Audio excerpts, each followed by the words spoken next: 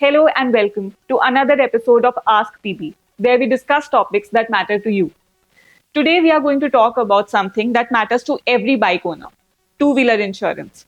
Whether you're a seasoned rider or just starting out, having appropriate two wheeler insurance can save you from unnecessary and unexpected headaches. Joining us for today's session is Rahul Goel, who is the product head of two wheeler insurance at PolicyBazaar.com. Welcome to the show, Rahul. Thank you, Aman. Thanks for having me. So, Rahul, to kick things off, what are the different types of bike insurance that are available? We hear these terms: comprehensive, third party, theft coverage. What is the difference between all of these, and which insurance should one buy? So, एक insurance policy, एक comprehensive insurance policy के दो parts होते हैं. One is third party and one is own damage. Right. Third party policy takes care of all the damage that you cause to the third party. As in, अगर आपके vehicle से किसी का कोई प्रॉपर्टी डैमेज होता है या injuries होती हैं या कैजुअलिटी होती है, that is taken care by the third party component. And अगर आपकी बाइक या आपके व्हीकल को कुछ इशू होता है, जैसे आपने जैसा बोला थेफ्ट हो गया या फायर हो गया या कोई भी डैमेज होता है, that is taken care by the own damage part. ये पॉलिसीज आपको अलग अलग से भी मिलती हैं. आप third party policy and own damage policy अलग से खरीद सकते हैं.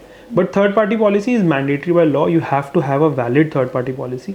Without a valid third party policy own damage का कोई मान्यता नहीं है. A comprehensive policy takes care of both. जैसा आपने बोला थेफ्ट या fire, these are taken care by the own damage component of your insurance policy. Okay, thank you. Thank you for that. And moving on to policy terms, what are the common inclusions and exclusions that buyers should be aware of? One of the most common inclusion and exclusion that the buyer should be aware of, जैसा मैंने बताया कि आपकी policy में आप कौन सा ले रहे हैं. अगर थर्ड पार्टी ले रहे हैं तो उसमें आपके व्हीकल को कवरेज नहीं मिलेगी.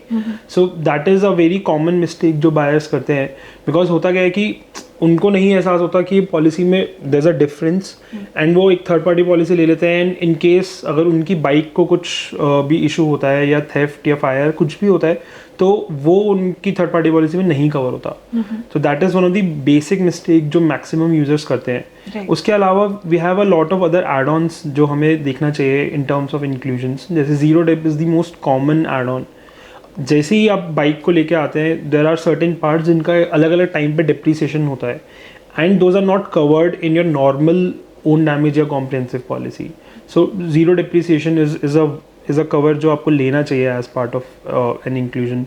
Then we have a lot of others add ons as well जिनको आपको इंक्लूड करना चाहिए, लाइक रोड साइड असिस्टेंस हो गया या इंजन प्रोटेक्शन हो गया, रिटर्न टू इनवॉइस हो गया. These are the other add-ons or inclusions that you should take care of. So, moving on to the next question, how do deductibles and policy limits impact coverage? And how can you explain this to our policyholders so that they buy the right insurance policy? So, आपने दो यहाँ पे सवाल पूछे. First is deductible and second is the policy limits. So I will answer the policy limits वाला part first. Policy limits in terms of जो सबसे basic limit होता है वो आपका IDV का होता है, right. If you are buying a comprehensive or an own damage policy, you should always take care कि आपका जो इंश्योर्ड डिक्लेयर्ड वैल्यू है, दैट इज़ द IDV, वो करेक्ट होना चाहिए. For example, as a rule of thumb आप ये ले सकते हैं कि आपका बाइक का जो भी एक शोरूम प्राइस था, हर साल उसकी वैल्यू 10% कम होती चली जाती है. So for example, last year आपने एक बाइक ली है जिसकी वैल्यू 1 लाख रुपये थी, तो इस साल उसकी लिमिट जो होगी वो 90,000 की होगी. अगर आप उसको 1 लाख का IDV फिर से ले लेते हैं तो आपको कवर 90,000 का ही मिलेगा. But you should always take care of the fact कि अगर आपने वो 80,000 का ले लिया, then your limit will be 80,000 rupees, not 90,000. So you should always take care कि आप कितना IDV का पॉलिसी ले रहे हैं. The first part is the deductibles. जो सबसे बेसिक डिडक्टिबल्स होते हैं वो पॉलिसी में वो होते हैं कि आपके जो कंज्यूमेबल पार्ट्स होते हैं या जिनकी डिप्रिसिएशन वैल्यू ज़्यादा होती है, वो आपका एक नॉर्मल कॉम्प्रिहेंसिव या ओन डैमेज पॉलिसी में नहीं इंक्लूड होते. उसके लिए आपको ज़ीरो डिप्रिसिएशन पॉलिसीज़ लेनी चाहिए. एक नया जो एक प्रोडक्ट आज की डेट में अब मोटर इंश्योरेंस में काफ़ी टाइम से अब आ गया है, वो है that is voluntary deductibles, right.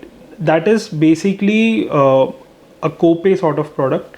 अगर आप एक वॉलंटरी डिडक्टिबल के लिए अगर आप अप्लाई करते हो तो आपका premium at the time of buying your insurance कम हो जाता है, बट दैट ऑल्सो लिमिट्स कि आपको कितना IDV मिलेगा.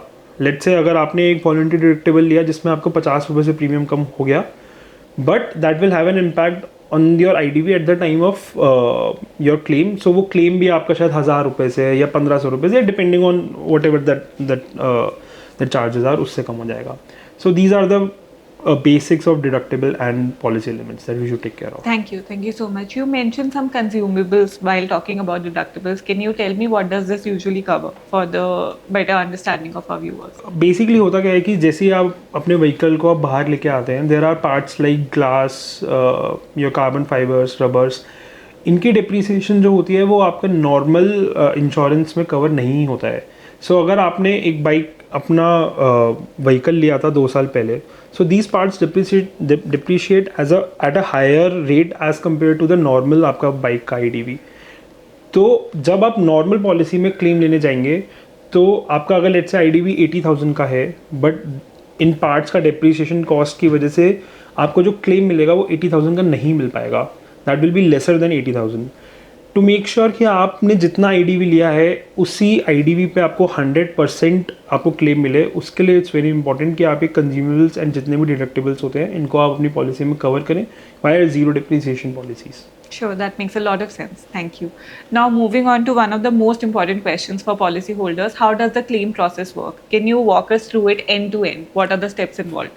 So, in case of an accident or theft or any issue जिसकी वजह से एक कस्टमर को क्लेम के लिए फाइल करना पड़ता है, एक कस्टमर को सबसे पहली जो चीज़ करनी है वो है कि पुलिस के पास FIR करानी है, right. After you get the FIR done, you need to submit like 4 to 5 documents, and it's a very easy process, a completely online digital process. So you need to submit the copy of an FIR, then KYC document submit करना पड़ेगा, which is generally Aadhaar card जो customers करते हैं, then your driving license and the valid policy copy of course, along with the photos and the videos. That depends on insurer to insurer, सबकी आस थोड़ी सी अलग अलग होती है, but along with the photos and videos and these 4 to 5 documents you can easily file for a claim.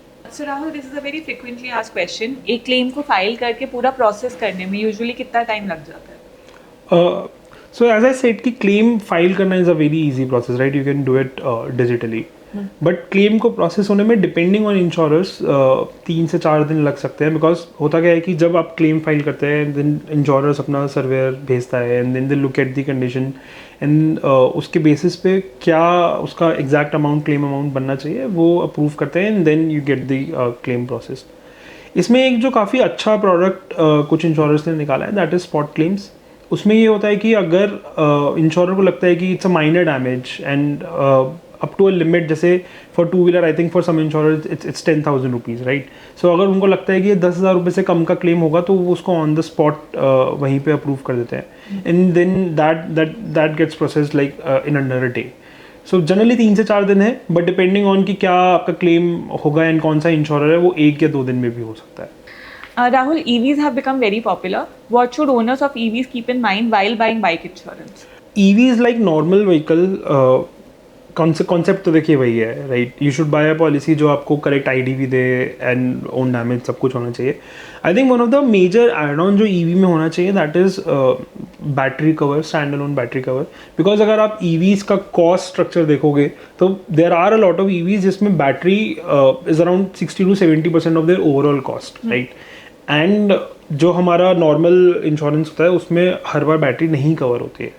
So you should always have a good battery cover कि in case अगर आपकी सिर्फ बैटरी चोरी हो जाती है तो you will be able to file for the claim there and you will get battery cover का claim. And it's a very easy process कि जितने का आपका नया बैटरी आता है उतना कॉस्ट आपको उसमें मिल जाता है.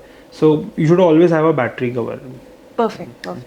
Now to sum this all up, can you tell me what all should policyholders keep in mind to make sure कि जब claim का time आए तो सब कुछ easily process हो जाए? फर्स्ट इसकी हमें हमेशा कॉम्प्रिहेंसिव पॉलिसी खरीदनी चाहिए, राइट. सेकेंड इज़ हमें IDV हमेशा सही होना चाहिए. थर्ड हमारे पास अच्छे एड ऑन्स होने चाहिए like zero depreciation, engine protection and so on so fourth.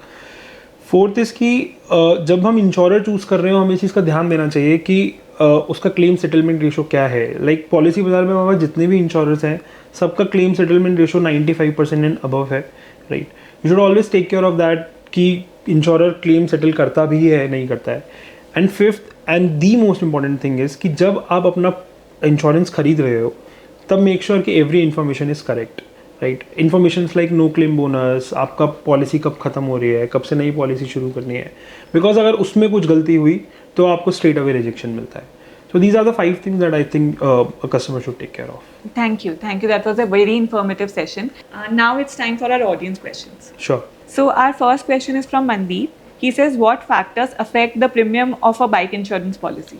सो एक बाइक इंश्योरेंस पॉलिसी का प्रीमियम एक डिपेंड करेगा आपकी कवरेज कितनी है, राइट. अगर आप थर्ड पार्टी ले रहे हैं तो उसका एक फिक्स प्रीमियम होता है जो सरकार के द्वारा फिक्स किया जाता है.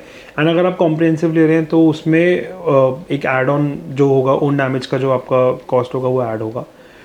सेकंड, आपका कॉस्ट इस पर डिपेंड करता है कि ओन डैमेज का आपका आईडीवी कितना ले रहे हैं. ज़्यादा आईडीवी होगा तो प्रीमियम आपको ज़्यादा देना पड़ेगा.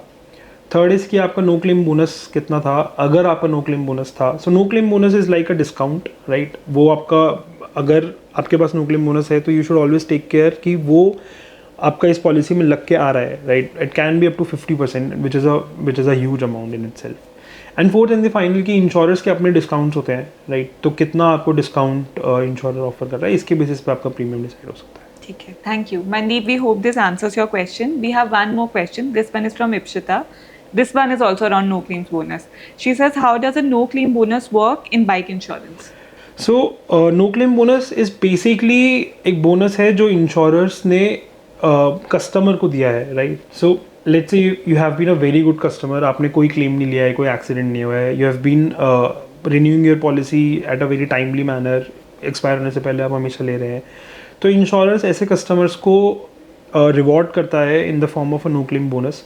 सो अगर आपने पिछले साल क्लेम नहीं लिया है एंड आप अब इस साल इंश्योरेंस लेने आए हो तो आपको 20% का NCB अमाउंट मिलता है over your own damage policy. तो अगर आपका ओन डैमेज पॉलिसी 1000 रुपये की थी तो अब आपको वो 800 रुपये का मिलेगा. This goes as high as 50%, right. अगर आपने पिछले 5 सालों में कोई भी क्लेम नहीं लिया है तो आपको 50% तक का नो क्लेम बोनस मिल सकता है. So that was all the time we had. Thank you so much for your detailed answers. And viewers, we hope we were able to answer all your questions. If you still have any queries whatsoever, you can just leave a comment in the section below and we'll make sure we take it up in the next session. See you again next time.